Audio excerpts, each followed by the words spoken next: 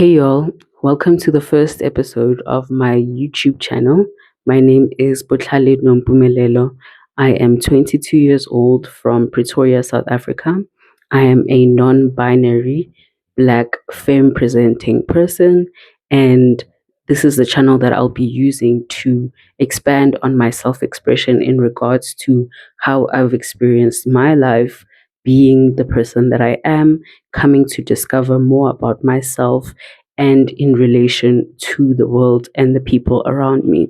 I'll be using this channel to create a platform for deconstruction and reconstruction of multiple realities that we are experiencing and that we are also creating for not only ourselves, the people around us, and then also the generations to come.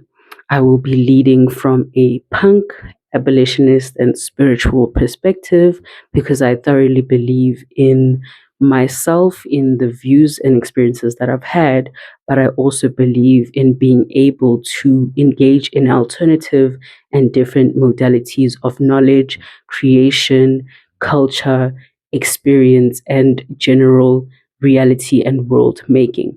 So I do hope that you enjoy this platform. This will be a place where we can discuss multiple different subjects and experiences and events in the world currently as well as historically and what that will mean for the future.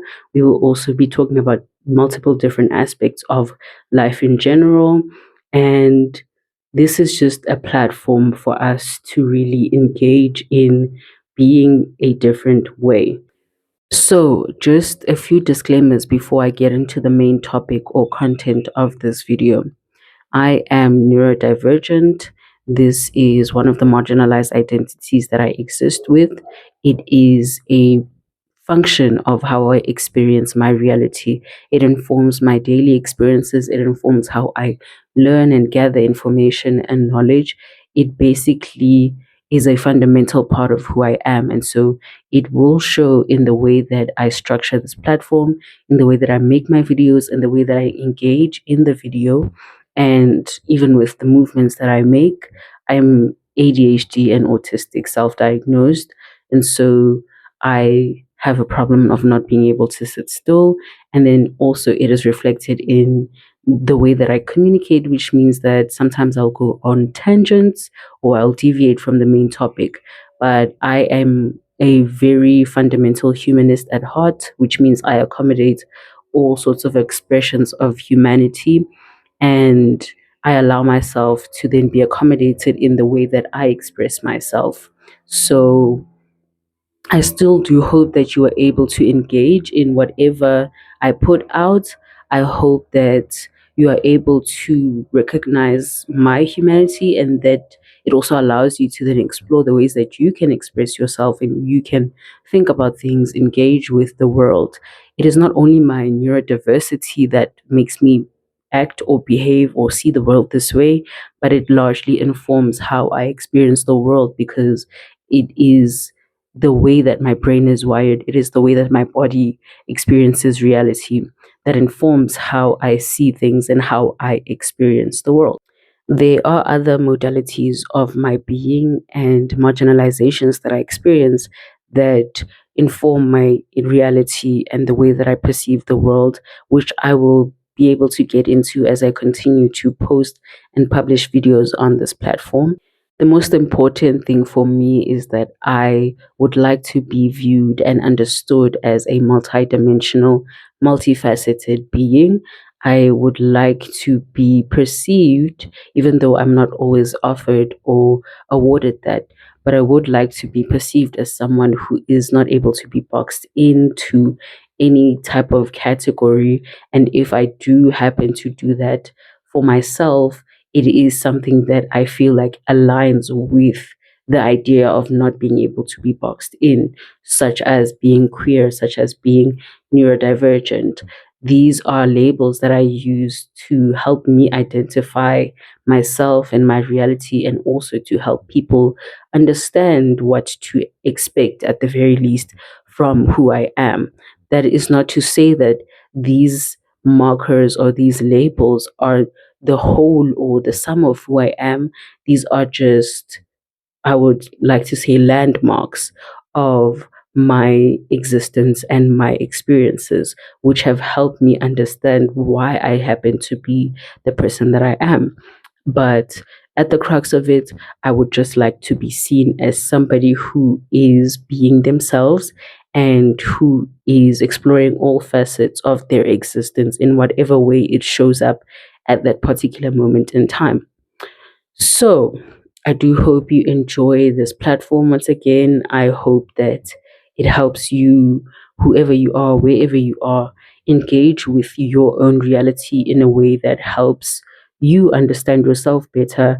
And most importantly, because of the reality that we contend with under all these systems of oppression and exploitation and marginalization, it does help you feel more free to be who you want to be who you feel like you are meant to be outside of the restriction and constriction of these systems of oppression and the social structures that create our reality. For this first video on my channel, the main topic or idea that I'll be discussing and engaging with is Blackness, the construction of Blackness, and the experience of Blackness, particularly in South Africa, because of our contentious history with racism and anti Blackness within colonialism and apartheid.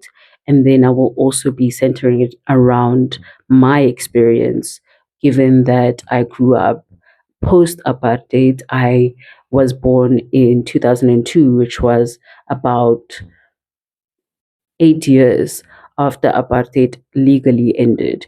So I just want to create a platform where we can engage in what it means to be Black, what it means to be Black in South Africa, or more broadly in Africa, what that looks like now compared to what it has been historically, and anything that we can glean from that about whether it has been useful for us to retain Blackness in the pursuit of decolonization and deconstruction, and even other ideas that can be related to or contributing to the topic of the construction of Blackness.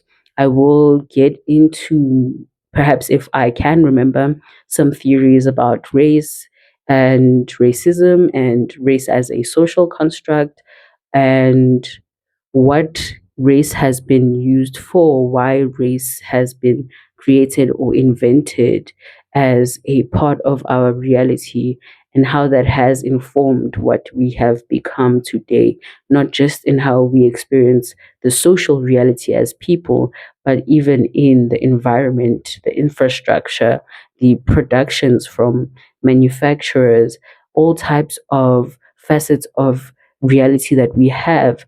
What has race and specifically Blackness had to do with who we have become as modern humans?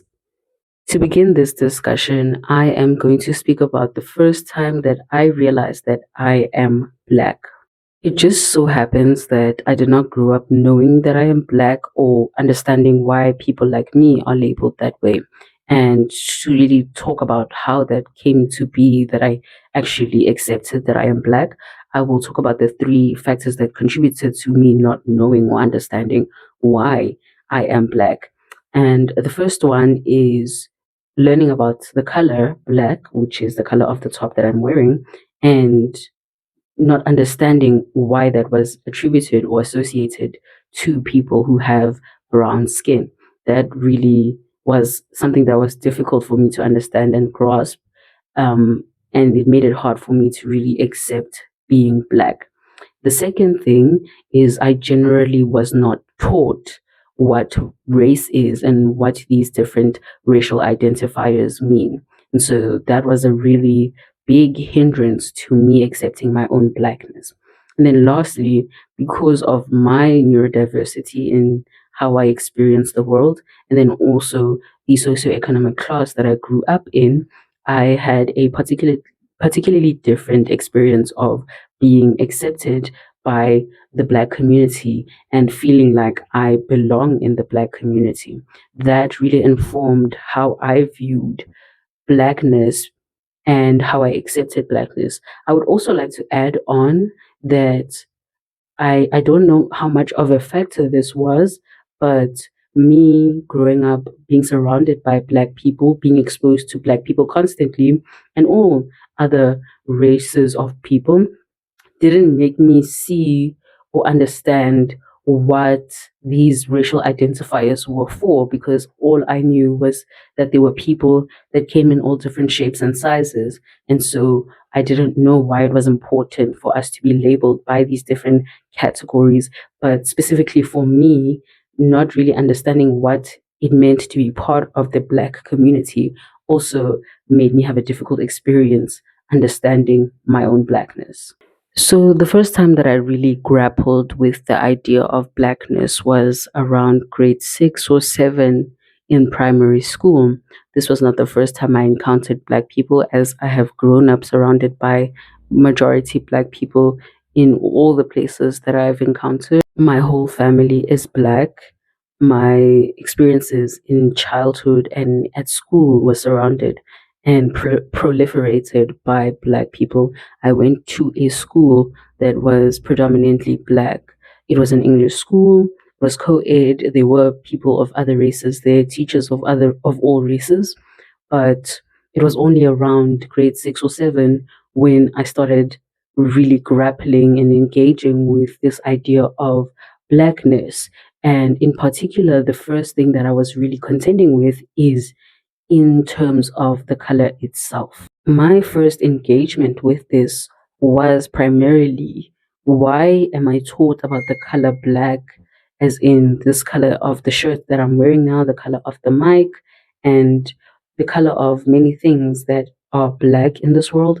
And how is that, and why is it associated with people who have a brown skin color? And I had encountered people who were dark skinned, but they were certainly not black in color to me. The particular thing that was really like difficult for me to understand was, if race is identified by your skin color, why then are we called black? Because we're definitely not black in skin color. I have never encountered somebody who has legitimately black skin. I don't want to say that's impossible, but I have never met anyone like that. I don't think I've seen other people talk about experiencing someone who has actual black skin. So that was the first time I really like had a difficult time like getting into this idea of blackness and what it means to be labeled as black, and why you are labeled as black in South Africa in particular, because that's also where I was really engaging with it. I hadn't really come across um, people talking about race in other countries. It was mostly South African for me. And this was also in a time where I was like starting to really understand the diversity that we were experiencing, or that we are experiencing as a country, and how South Africa post apartheid, even though I didn't really understand apartheid even, how South Africa post apartheid is making these strides towards really unifying ourselves in diversity. We have really painted this picture of ourselves being a unified nation, a rainbow nation. We have made it seem, at the very least, that we accept all of the different flavors and textures and sizes and shapes and colors that people come in. And so for me, I wanted to understand then, why would it have been relevant for somebody to be labeled as black when firstly they're clearly not the color black, but then also what does this mean? What does being black mean? So as I was slowly starting to learn about my blackness and being part of a black community, I was then also learning about race and the different races that have been categorized, and then further on, racism, which at that point it was a basic and rudimentary understanding, which was that racism is discrimination based on skin color. The reason it was a really slow process for me was because it then made me realize that I was not taught any of this growing up, particularly by my family. I can't really tell you the reason right now, but I would at least attribute it to being raised by parents who grew up partially during apartheid and then having had to survive the trauma, the neglect, the abuse, and the oppression that was the regime of apartheid because they are both Black South Africans, or at least have been classified as Black South Africans. And so the fact of me not learning, only now I can really say it's probably because of that. But when I started learning, when I began to learn, it made me just see how much I was missing out on in terms of what being South African was really about. We weren't a household that really engaged in politics. My parents did watch the news, they still continue to this day, but we didn't really engage in the political reality of being South African. I did not learn about apartheid. I did not learn about colonialism. I did not learn about race and racism. And then further on, I didn't hear much of my parents really delving into their experience of apartheid, growing up under the system. I did hear about some of the aspects of them growing up and how they experience their childhood and becoming teenagers and such. But it was not necessarily from the lens of this was our experience because of apartheid, because of anti blackness, because of racism. So it was me having to kind of slowly open up to maybe a new world for myself, but really the world, the real world, as a young Black child. And not being taught that aspect of, reality. I cannot tell you if it was a setback at that point in time because I eventually got to learn. I do think it would have made the process easier in terms of accepting my Blackness, but I don't think it was something that made it harder for me to accept my Blackness, the fact that I was not taught, because in what I'm going to talk about next, I will explain that it because of who I am in particular, I never felt a sense of belonging in any community really. And so, yeah, I just was not taught about race and racism and blackness and all the other races that we happen to find in South Africa or that are predominant in South Africa. So, as I've said in the beginning of this video, I am neurodivergent, and I have said that this has largely informed my experience of my life and my reality and how I engage with other people in the world. The way that my neurodiversity has affected the way that I have come to accept my blackness is particularly through firstly identifying my autism and my ADHD, and then understanding that that would have been the reason why I felt like I did not belong anywhere in any type of community. I felt different from the first point of my consciousness. I didn't understand how to behave. I didn't understand what a lot of social norms and social rules were there for, or why it was important to follow them.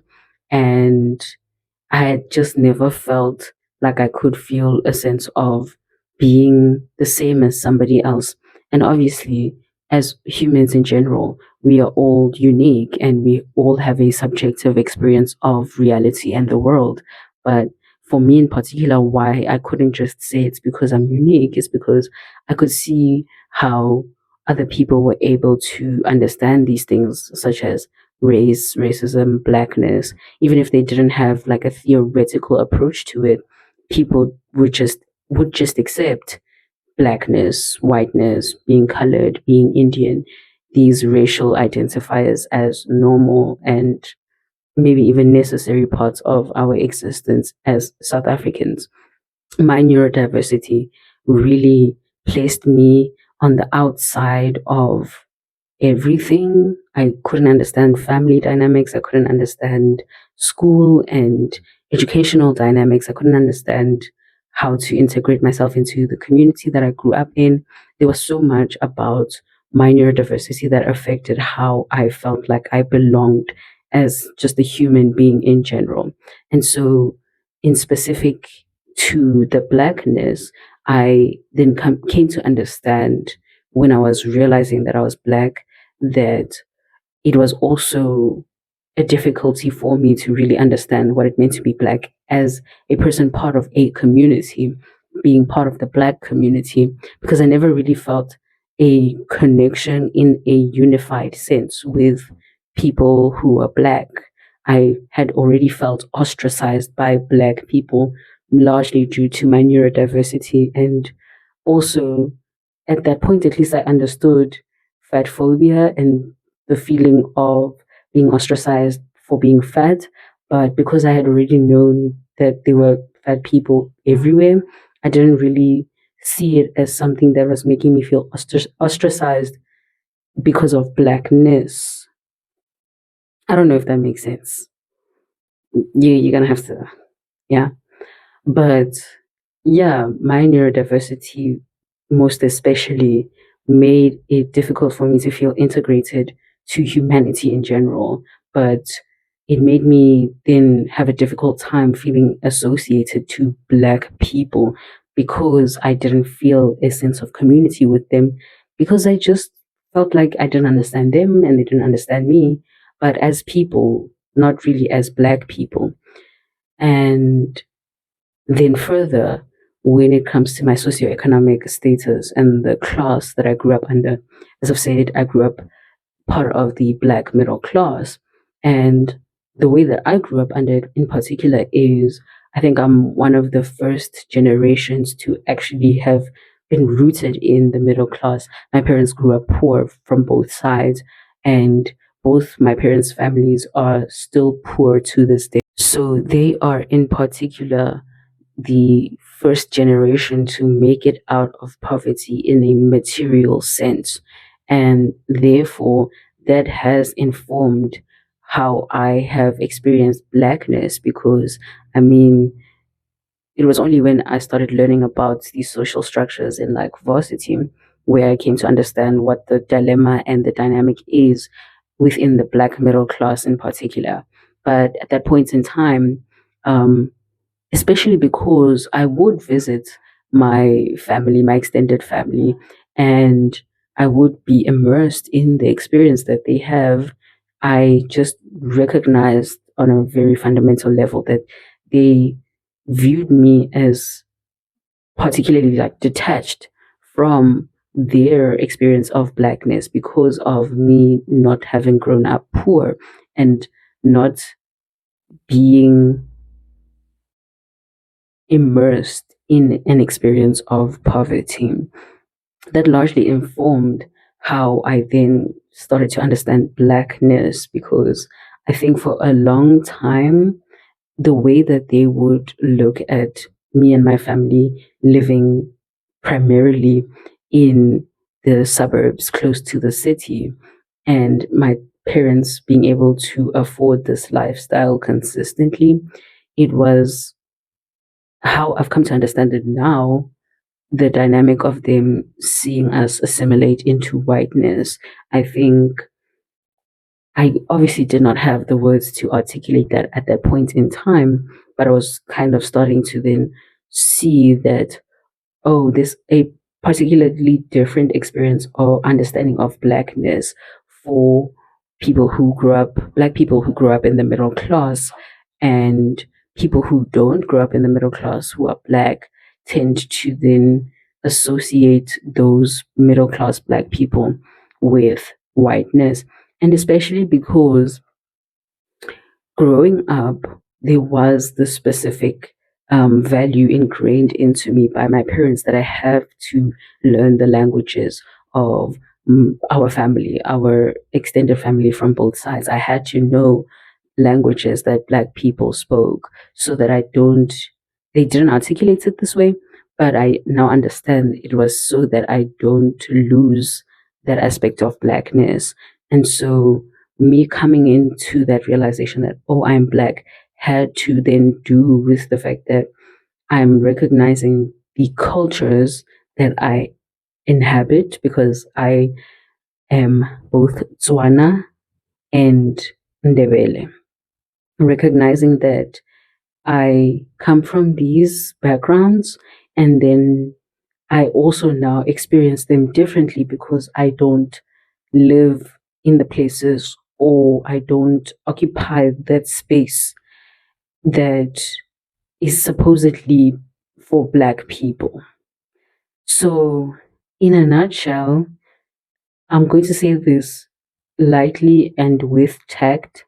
Because of the construction of our society as South Africans, I came to understand that basically being Black meant being poor. And therefore, because I did not grow up poor, it's not that I'm not Black necessarily, because I still do have the skin color. If race is at least primarily defined by skin color, then I knew that I'm supposed to be Black. But my social experience of Blackness is not how it has been articulated or portrayed as by what I've seen from the people that I'm surrounded by, my family, the media, and wherever I started to learn about my social experience. So, to sum it up, my realization of being Black was mostly because of a lack of knowledge. It was mostly a lack of knowledge and a lack of understanding. It was it was a summation of my existence as a person, but then also a lot of contexts that were intermingling. Like I said, growing up in the middle class and then experiencing people who, my parents, who grew up under apartheid, but were probably too traumatized to really engage with what that means coming out of it. And then not understanding the construct of Blackness in terms of why the color Black is associated to us as people who have brown skin. That's kind of how then that was the backdrop to me then coming into the realization of me being Black. But that still was not the point where I really identified with Blackness on a experiential and a personal level. That was just me coming to kind of like a doorway or a portal opening up to this world that I had never really encountered or engaged with before. So when I now entered this world and really like started to see what my place is in it, that's when I started really identifying with Blackness and accepting it and really like coming to a point of even finding joy and peace with it. That process really started in high school. And spoiler alert, it was because of a racism, because I went to an Afrikaans school. Before getting into the Afrikaans high school, I had learned about racism on a very surface level in terms of, as I've said before, the discrimination of people based on skin color. And it was only through LO, life orientation, where I had learned a very basic, rudimentary explanation on racism, apartheid, and colonialism. And even in the education, I learned it in a way that was trying to give it a diplomatic stance, which was essentially trying to say that there was something good and bad, there were pros and cons to that oppression.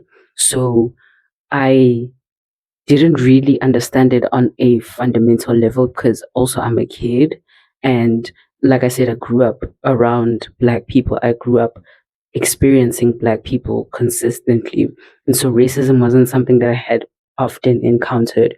And it was even to such an extent that I had never heard the K word up until my pubescent years where I was just entering high school. So being in an Afrikaans high school that is predominantly white, um, was really opening up a new world for me. And like I said, ironically, it deepened my identification with my Blackness through an experience of racism. So, just to give context on the structure of the school, the Afrikaans school that I went to in particular was predominantly Afrikaans. And then there was English classes offered to children who so happened to not be educated through the medium of Afrikaans. So there was roughly 1,500 kids in the school. There were grades up until from grade 8 up until grade 12. Each grade had 10 classes. 9 of those classes were Afrikaans medium classes, and then there was one English class for students or learners like me. And so, to begin with, it is already an environment that I have never encountered before because I have never been surrounded by that many white people in my life. I have been in an environment where they exist because of the neighborhood that I grew up in and the school that I went to before high school, but I had never just been in a structure just like full of white people and white Afrikaners at that.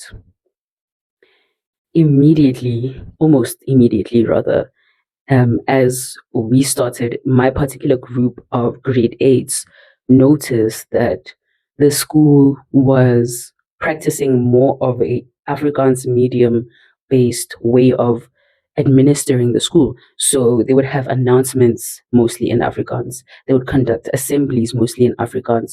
And we would like only receive a lot of the information in Afrikaans, which was very explicitly dismissing the fact that we are not Afrikaans learners and we had to be accommodated in that because we came to learn in English since the school um, offers an English medium class. I can't really go into the detail of the level of racism that I experienced and that occurred in that school because I think that would be a video on its own where I can go into like the different experiences and events that happened amongst us as the English class and then also us as the black kids specifically interacting with the white kids in the school, interacting with the staff and so forth.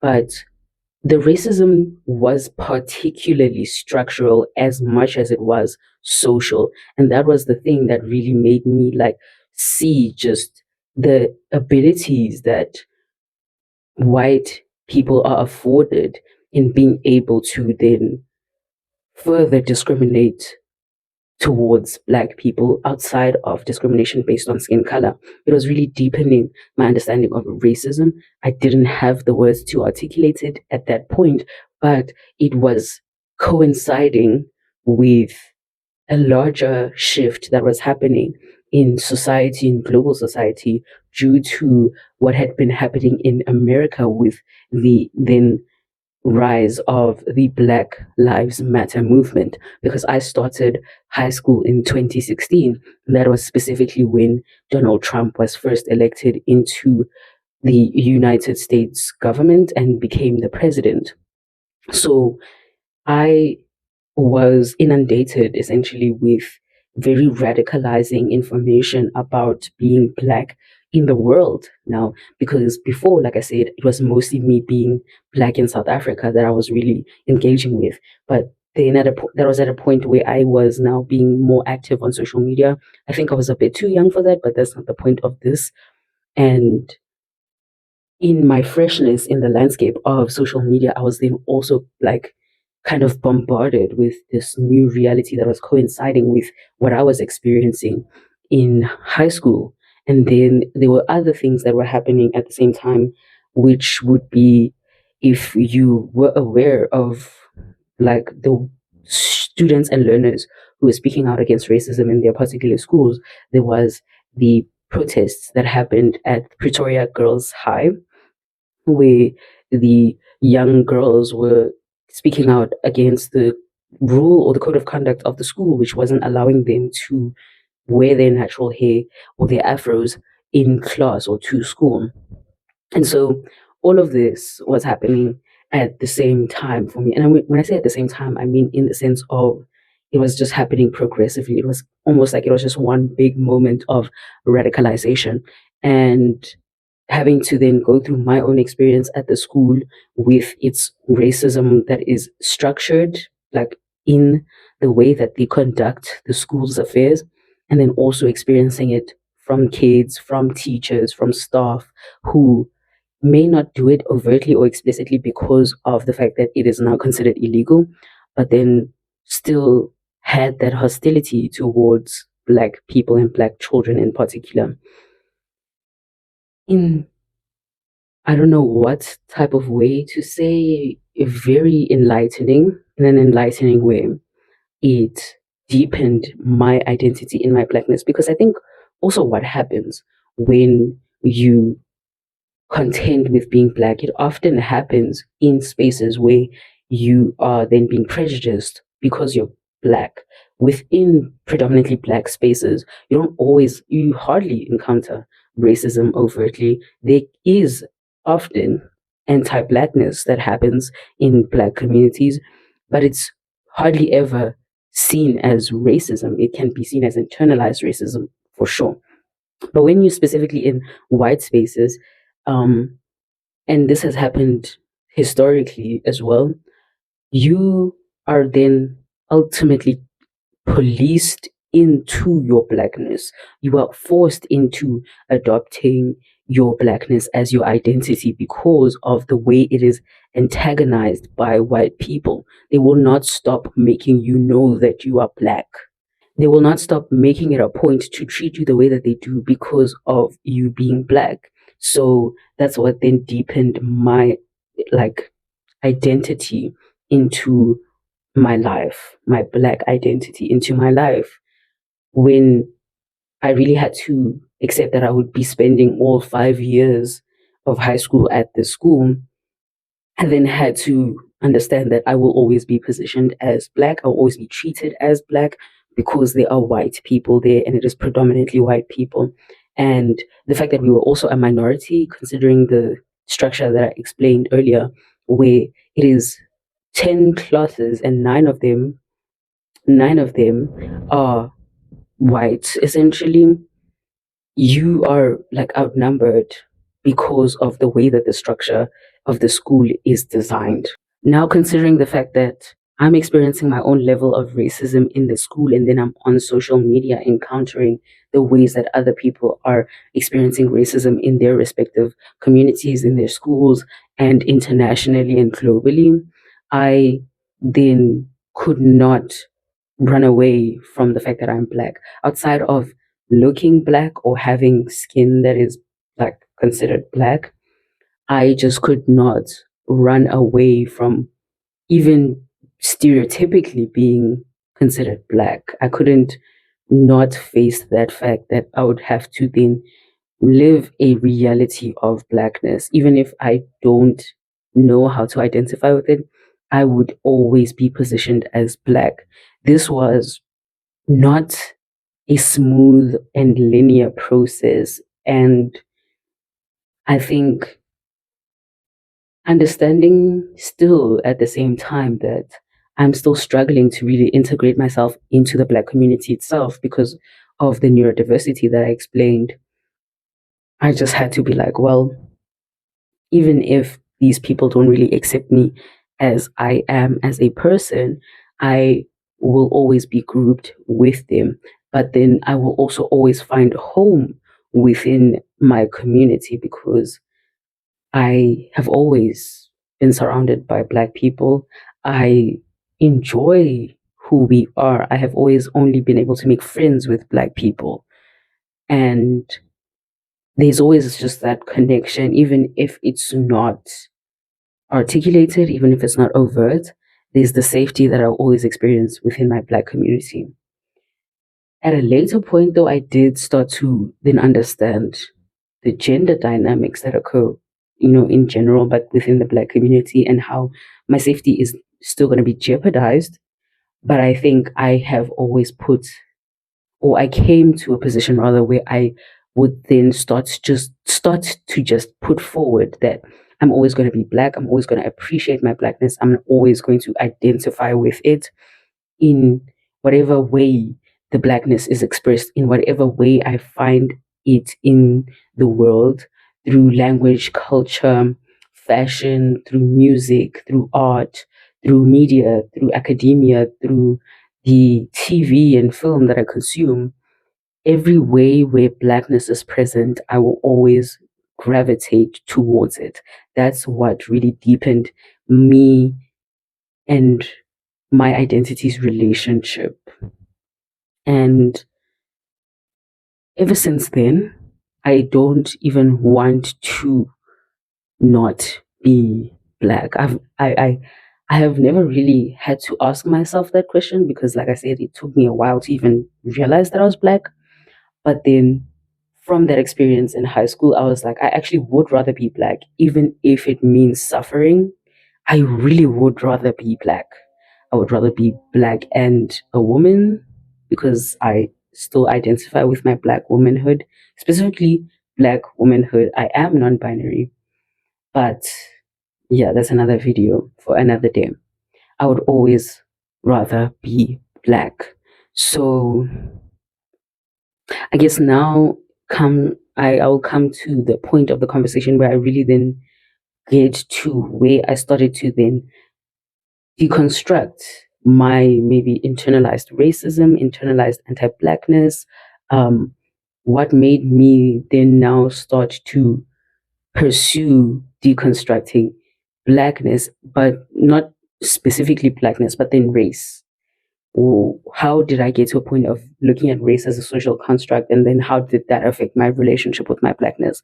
That's what I'm going to try to explore now in this part of the conversation. So, unfortunately, because of my neurodiversity and my lack of time management, I'm not going to be able to film this discussion in full so that I can have one full and long video. So, this is where the video is going to end for now, ending at basically my expression and explanation of how I have come to realize and accept and identify with my blackness. So, in the next part, I'll be going more into race as a social construct, race, the dynamics of race, and the power structure contained within race in the context of South Africa, but also what has happened globally and personally, all the different dynamics that can occur within a racial structure. That's what I'll be kind of diving into in the next video. So for now, I can just say thank you for making it this far. I really appreciate you engaging and watching fully the first ever video that I have published and posted on YouTube. I am not really new to making videos and being in front of the camera. I have a TikTok page, which I will put on screen. It is the same handle as my YouTube account, except it has a 2 at the end. And yeah, this was, like I said, just me expanding my self expression because I have really been itching to create longer form content because I am a yapper and I've been inspired by all the video essayists that I've been watching for years at this point. So, thank you for giving me the time. I really appreciate you giving me your attention. I hope you've thoroughly enjoyed it. You've learned something about me, about how people see and understand their own blackness. Maybe it has given you insights for your own blackness if you happen to be black. And if you're not black or if you're not South African, then you have learned something from somebody different than you. So, thank you. And I hope to be able to override my neurodiversity and just make the video for the next part. And yeah, I will see you. I will see you. I will make sure that I make this video because I did have a good time doing this because as a yapper, once a yapper does. So, thank you and goodbye. I'll see you later.